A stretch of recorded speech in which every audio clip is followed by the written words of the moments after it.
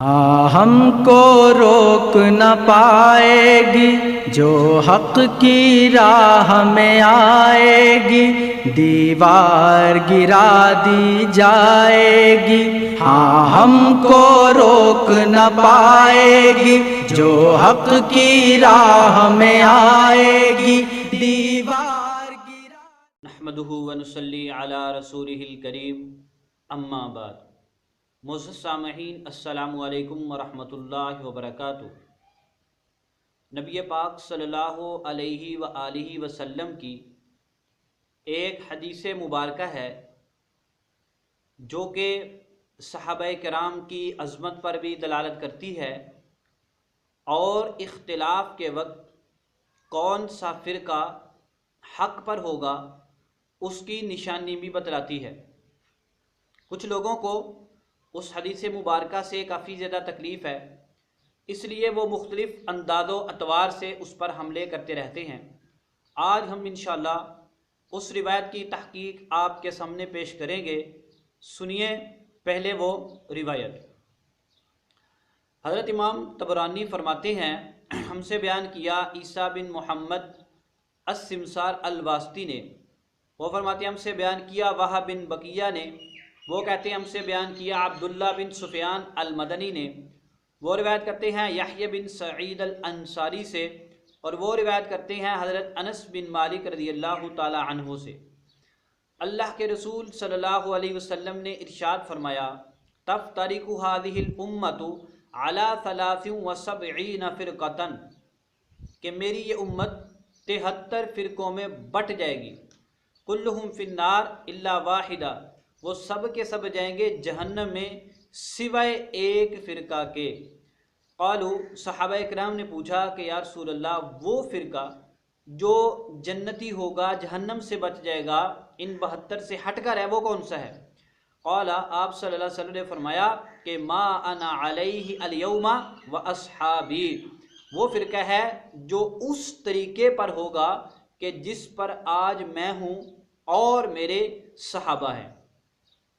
इस रिवायत को कई मुहद्दिसीन ने रिवायत किया है। हमने आपके सामने सनद पढ़ी है हज़रत इमाम तबरानी रहमतुल्लाह अलैह की। आप देखें अल-मुअज्जमुस सगीर लित-तबरानी, जिल्द नंबर 2, हदीस नंबर 724, किताबुल अहादीसिल मुख्तारा, हदीस नंबर 2733। अब हम इंशाअल्लाह इस रिवायत के रावियों के अहवाल आपके सामने रखेंगे। उसके बाद उन हजरात के नाम पेश करेंगे कि जो इस रिवायत को सही या महफूज करार देते हैं, और उसके बाद एक बात बतौर फ़ायदा के फिर इंशाअल्लाह इसकी मुख्तसर तशरीह आपके सामने पेश करेंगे कि लोगों को इस रिवायत से तकलीफ़ क्यों है। इसके पहले रावी हैं हज़रत इमाम तबरानी रहमतुल्लाह अलैह, जो कबिल इत्तिफ़ाक़ सिका इमाम हैं।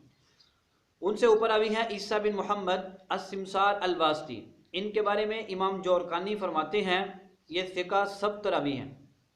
किताबुल अबातील वल मनाकीर, जिल्द नंबर 1, सफ़ा नंबर 466। इनके बारे में इमाम हैसमी फरमाते हैं सिका मजमुअज़ ज़वाइद, हदीस नंबर 8926, और भी उन्होंने कई जगहों पर इसको सिका करार दिया है। उससे ऊपर अभी है वाह बिन बकिया। इनके बारे में ख़तीब बगदादी फरमाते हैं सिका, तारीख़ बगदाद, जिल्द नंबर 15, सफ़ा नंबर 633। ख़तीब बगदादी के अलावा भी कई हजरात ने इस रावी को सिका करार दिया है। आप तहदीब तहदीब देख सकते हैं। उनसे ऊपर अभी है अब्दुल्ला बिन सुफियान अल-मदनी। इसके बारे में इमाम जोरकानी, जिनके बारे में यानी इमाम जोरकानी वो हैं जिनको इमाम ज़हबी ने अल-इमामु अल-हाफिज़ु अन-नाकिद करार दिया है, वो इमाम जोरकानी फरमाते हैं सिका सब्त। किताबुल अबातील वल मनाकीर, जिल्द नंबर 1, सफ़ा नंबर 466। इमाम हैसमी फरमाते हैं फ़िका मजमुअज़ ज़वाइद, हदीस नंबर 3684। और इस हदीस मुबारक को यानी अब्दुल्ला बिन सुफियान अल-मदनी की इस रिवायत को इमाम ज़ियाउद्दीन अल-मक़दसी रहमतुल्लाह अलैह ने किताबुल अहादीसिल मुख्तारा में बयान किया है। और गैर मुक़ल्लिदीन के नज़दीक ज़ुबैर अल-ज़ई के हवाले के लिए देखें तादाद रकात क़याम रमज़ान का तहक़ीक़ी जायदा, और इरशादुल कसरी साहब की देखें तौज़ीहुल कलाम कि इमाम ज़ियाउद्दीन अल-मक़दसी का किसी रिवायत को अपनी किताबुल अहादीसिल मुख्तारा में लाना हज़रत इमाम मक़दसी रहमतुल्लाह अलैह के नज़दीक उस रिवायत की तस्हीह है, और रिवायत की तस्हीह रावियों की तस्दीक होती है। लिहाजा उनके नज़दीक भी इन दो हजरात के उसूलों के मुताबिक उनके नज़दीक भी अब्दुल्ला बिन सुफियान अल मदनी सिका है। अब यहाँ पर एक मसला और पैदा होता है कि हज़रत इमाम हैसमी ने एक जगह पर फरमाया कि अब्दुल्ला बिन सुफियान को इमाम इब्ने हिब्बान ने किताबुस सिकात में ज़िक्र किया है, और एक साहिब ने इस हदीस पर कुछ एतराज़ात किए हैं। उसमें उन्होंने ये बात भी कही है कि अब्दुल्ला बिन सुफियान का तज़किरा हज़रत इमाम इब्ने हिब्बान ने किताबुस सिकात में नहीं किया है। अब इमाम हैसमी कहते हैं किया है, और ये साहिब कहते हैं कि नहीं किया है। असल बात यह है कि ये जो अब्दुल्ला बिन सुफियान अल मदनी है, इस नाम के कई रावी हैं। एक तो ये है जिसका मैंने हवाला दिया आपको इमाम तबरानी और किताबुल अहादीस अल मुख्तारा की सनद से, इसमें है अब्दुल्ला बिन सुफियान अल मदनी, और इसी रिवायत की कई संदों में इसके साथ है अब्दुल्ला बिन सुफियान अल वास्ती। अब ये मालूम नहीं है कि ये जो अब्दुल्ला बिन सुफियान अल मदनी है या अब्दुल्ला बिन सुफियान अल वास्ती है, ये दो अलग अलग रावी हैं या एक ही रावी है। कसीर मुहद्दिसीन के तर्ज से मालूम होता है कि वो इन दोनों को एक ही रावी समझते हैं, इसलिए उन्होंने इस रिवायत की तस्हीह की है, जैसे इमाम जोरकानी। दूसरी बात, ये जो अब्दुल्ला बिन सुफियान अल मदनी है, इस नाम का एक और रावी भी है जिसका पूरा नाम है अबू सुफियान अब्दुल्ला बिन सुफियान बिन उक़बा अल-लैसी अल मदनी। ये भी हज़रत इमाम यहया बिन सईद अल अंसारी रहमतुल्लाह अलैह के ज़माने का है, और ये भी मुमकिन है कि ये रिवायत अब्दुल्ला बिन सुफियान अल मदनी अल-लैसी से हो, और उसको सिका करार देने वाले तो बहुत सारे हज़रात हैं। तो खुलासा ये है कि अगर ये अब्दुल्ला बिन सुफियान अल मदनी हो और उसका अल वास्ती होना भी मुमकिन है। हो सकता है कि एक बंदा पहले वास्त में रहता हो, फिर वो मदीना में रहाइश पजीर हो गया हो, और ये भी मुमकिन है कि पहले वो मदीना मुनव्वरा में रहता हो, फिर उसने वास्त में रहाइश इख्तियार कर ली हो। बहुत सारे हज़रात के साथ दो दो निस्बतें होती हैं, तीन तीन निस्बतें भी होते हैं इलाकों के बदलने की वजह से, ये मुमकिन है बात। और अगर ये अल-लैसी अल मदनी है तब भी सिका है, अगर ये अल-वासी अल मदनी है तब भी सिका है।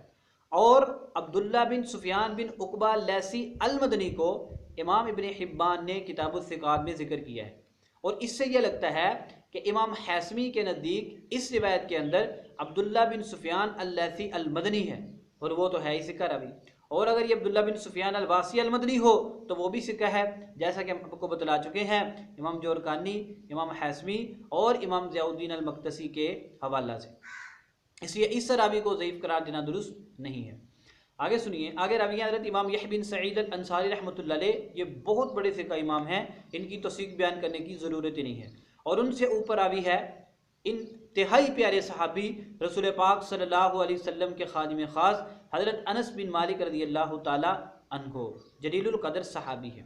तो खुलासा ये है कि इमाम तबरानी से लेकर हज़रत अनस बिन मालिक रज़ियल्लाहु ताला अन्हु तक इस रिवायत के तमाम रावी सिका हैं, लिहाजा ये रिवायत बिल्कुल सही है।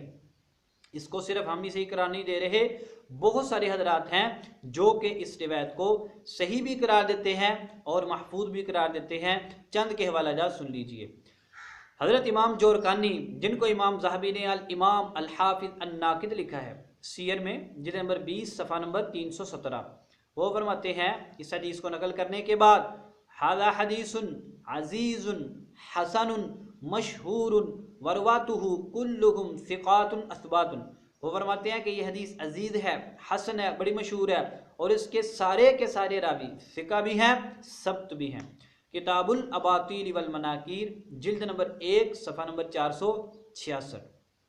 नंबर 2, हज़रत इमाम ज़ियाउद्दीन अल मक़दसी रहमतुल्लाह अलैह ने इस रिवायत को किताबुल अहादीस अल मुख्तारा में ज़िक्र किया है, और गैर मुक़ल्लिदीन के उसूल के मुताबिक उनका अपनी किताब में रिवायत को दर्ज करना उनके नज़दीक उस रिवायत की तस्हीह की दलील होती है। लिहाजा ये रिवायत इमाम अल मक़दसी के नज़दीक बिल्कुल सही है। नंबर 3, अल्लामा जलालुद्दीन सयूती लिखते हैं कि ये मतन महफूज है, यानी हमने आपके सामने रखा है कि 30 फिरकों में उम्मत बढ़ जाएगी, एक जन्नत में जाएगा। वो कौन सा होगा? जो रसूल पाक सल्लल्लाहु अलैहि वसल्लम और आपके सहाबा कराम के तरीके पर होगा। अल्लामा इब्न इराक ने भी इस मतन को महफूज करा दिया है। तंदीउ शरिया जिल्द नंबर 1 सफ़ा नंबर 310, अल्लामा जलालुद्दीन सयूती का वाला अल मसनुआ जिल्द नंबर 1 सफ़ा नंबर 228। अल्लामा मोहम्मद ताहिर अल फतनी अल मुतवफ़ा 986 हिजरी, उन्होंने भी कहा है कि ये रिवायत हसन सही है। तज़किरतुल मौज़ूआत जिल्द नंबर 1 सफ़ा नंबर 15। अच्छा, इन हजरात के अलावा कुछ और हजरात हैं कि जिन्होंने यही रिवायत एक और सहाबी से है, यहाँ पर तो ना हज़रत अनस बिन मालिक रज़ी अल्लाह तआला अन्हु से, वो रिवायत है हज़रत अब्दुल्ला बिन अमर रज़ी अल्लाह तआला अन्हु से। उन्होंने उस रिवायत को मोतबर करा दिया है, जैसा कि हज़रत इमाम तिरमिज़ी रहमतुल्लाह अलैह फरमाते हैं हसनुन गरीबुन। तिरमिज़ी का जो सही नुस्खा है ना, उसके मुताबिक हसन गरीब का लफ्ज़ है। और इमाम बगवी फरमाते हैं कि हज़रत अब्दुल्ला बिन अमर रज़ी अल्लाह तआला की रिवायत रसूल पाक सल्लल्लाहु अलैहि वसल्लम से साबित है। शरह सुन्ना लिल बगवी जिल्द नंबर 1 सफ़ा नंबर 213। और मशहूर गैर मुक़ल्लिद आलिम अल्लामा नासिरुद्दीन अल्बानी ने भी इस रिवायत को हसन करार दिया। किस रिवायत को? हज़रत अब्दुल्ला बिन अमर रज़ी अल्लाह तआला अन्हु वाली रिवायत को। और उस रिवायत के अल्फाज भी वही हैं जो इस रिवायत के हमने आपके सामने बयान किए हैं, अलबत्ता वो रिवायत थोड़ी सी तफसीली है। अब एक तो हज़रत अनस रज़ी अल्लाह तआला अन्हु की रिवायत, जिसके तमाम रावी फ़िक़ह हैं और मुहद्दिसीन उस रिवायत को सही करार देते हैं, और हदीस अब्दुल्ला बिन अमर को उस रिवायत का शाहिद भी करा दिया जा सकता है। क्योंकि ज़्यादा मशहूर हदीस अब्दुल्ला बिन अमर है, क्योंकि वो तिरमिज़ी के अंदर है, और उस पर अब्दुर्रहमान बिन ज़ियाद पर जरा है, और लोग उस पर जरा करके बात फ़ौरन आगे बढ़ा देते हैं। हालांकि मैंने कई बार ये बात बतलाई है कि किसी भी रिवायत की तहकीक में उसकी सिर्फ एक सनद को नहीं देखा जाता, बल्कि उसकी तमाम संदों को देखा जाता है, और तमाम असनाद की तहकीक करने के बाद कोई नतीजा निकाला जाता है। कई दफ़ा ऐसे होता है एक रिवायत की कई संदें ज़ईफ़ होती हैं, मौजू होती हैं, लेकिन उसी रिवायत की बाद संदें हसन होती हैं, सही होती हैं। इसलिए किसी हदीस की तहकीक के अंदर आप इस बात को मद्देनज़र ज़रूर रखें कि उसकी सारी संदों को देखा जाए और सारी संदों के एक एक रावी की तहकीक करने के बाद उस पर हुक्म लगाया जाए। तो इन हजरात ने अगर कोई ये कहे कि अब्दुर्रहमान बिन ज़ियाद तो ज़ईफ़ है, इन्होंने इसको हसन या मोतबर सबत क्यों करार दे दिया? उसकी वजह यह है कि उन हजरात को पता था कि ये रिवायत सिर्फ हज़रत अब्दुल्ला बिन अमर रज़ी अल्लाह तआला अन्हु से नहीं है, बल्कि कई सहाबा से है। जैसा कि एक मिसाल तो हमने आपको दे दी हज़रत अनस रज़ी अल्लाह तआला अन्हु की, और उसकी सनद भी बिल्कुल सही है। इसलिए वो हजरात उसको अपने शवाहिद की बिना पर भी सही करार देते हैं। और वैसे भी आपको मज़े की बात ये मालूम होनी चाहिए कि इसका जो रवी ना अब्दुर्रहमान बिन ज़ियाद, हज़रत इमाम बुखारी रहमतुल्लाह अलैह अमीरुल मुमिनीन फ़िल हदीस, हज़रत इमाम तिरमिज़ी रहमतुल्लाह अलैह के बकौल वो अब्दुर्रहमान बिन ज़ियाद को मजबूत रावी करार देते हैं। तो खुलासा ये निकला कि ये रिवायत इस सनद के एतबार से बिल्कुल सही है और अपने शवाहिद के एतबार से भी बिल्कुल सही है। अब हम ज़रा गौर करते हैं इसके मतन पर। इसमें रसूल पाक सल्लल्लाहु अलैहि वसल्लम ने फरमाया कि मेरी उम्मत 73 फ़िरक़ों में बट जाएगी और सब के सब जहन्नम में जाएंगे सिवाय एक फ़िरका के। ये एक गैबी खबर है जिसका वकू नबी पाक सल्लल्लाहु अलैहि वसल्लम के इंतकाल के बाद वकू ये पजीर हो गई, जिसका वकू हुआ। इसके साथ आपको ये बात भी याद रहे कि जो हुज़ूर पाक सल्लल्लाहु अलैहि वसल्लम गैबी खबर देते हैं, कभी उसमें बिशारत होती है, कभी परेशानी की बात होती है, लेकिन आप सल्लल्लाहु अलैहि वसल्लम खबर देते हैं कि ऐसा होगा। तो जैसे आपने खबर दे दी, हुज़ूर पाक सल्लल्लाहु अलैहि वसल्लम तो सच्चों के सच्चे हैं, उस तरह होकर रहता है। अब हम रोक तो नहीं सकते कि ये सारे एक हो जाएं, क्यों? हुज़ूर पाक सल्लल्लाहु अलैहि वसल्लम की खबर ने भी पूरा होना है। अच्छा, तो इससे एक और बात मालूम हुई, वो क्या? वो 72 तो जाएंगे जहन्नम में और एक जाएगा जन्नत में। इसमें उन लोगों की भी तरदीद होती है जो लोग कहते हैं नहीं जी जेड़ा जिथे लगा लगा रहने दो। भाई क्यों लगा रहने दें? और हुज़ूर पाक सल्लल्लाहु अलैहि वसल्लम फरमा रहे हैं वो जहन्नमी है और तुम कहते हो कि जो जहाँ लगा उसको लगा रहने दो। क्यों लगा रहने दो?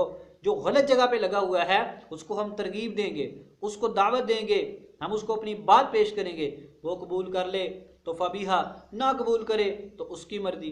कहना ज़रूर है और ये बात कहनी बिल्कुल गलत है कि सारे सही है। ना, सारे सही नहीं। हुज़ूर सल्लल्लाहु अलैहि वसल्लम फरमाते हैं 72 गलत है, एक सही है, और तुम कहते हो सारे सही हैं। हम हुज़ूर पाक सल्लल्लाहु अलैहि वसल्लम की बात को लें, तुम्हारी बात को लें।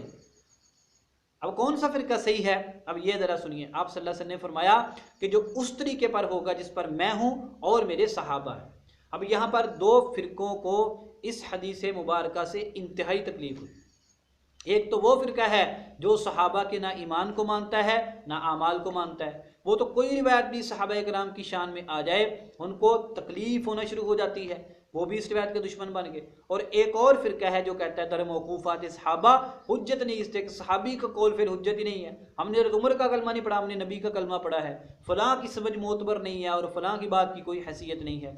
ये फ़िरका भी इस हदीस मुबारका से भागना शुरू हो गया। अब हज़रत पाक सल्लल्लाहु अलैहि वसल्लम ने जन्नती गिरोह की निशानी क्या बताई है? आप सल्लल्लाहु अलैहि वसल्लम ने फरमाया कि जो उस तरीके पर होगा जिस पर मैं हूँ और मेरे सहाबा हैं। अब ज़रा देखिए, आप हाथ बांधने का मसला आ गया, हाथ कहाँ बांधे जाएं? जो सीने पर हाथ बांधते हैं इनसे पूछें ज़रा कौन सा साहबी सीने पर हाथ बांधता था, इनको फ़ौरन मौत पड़ जाएगी, वो फ़ौरन कहेंगे हमने सहाबा का नहीं कलमा पढ़ा, हमने नबी का कलमा पढ़ा है। हालांकि हज़रत पाक सल्लल्लाहु अलैहि वसल्लम ने इख्तिलाफ के वक्त जब निशानी बयान की हक़ के गिरोह की तो उसमें साथ ये भी फरमाया कि वो फ़िरका जन्नत में जाएगा जो मेरे और मेरे सहाबा के तरीके पर होगा। अब सुन्नत हदीस कौन सी मोतबर है?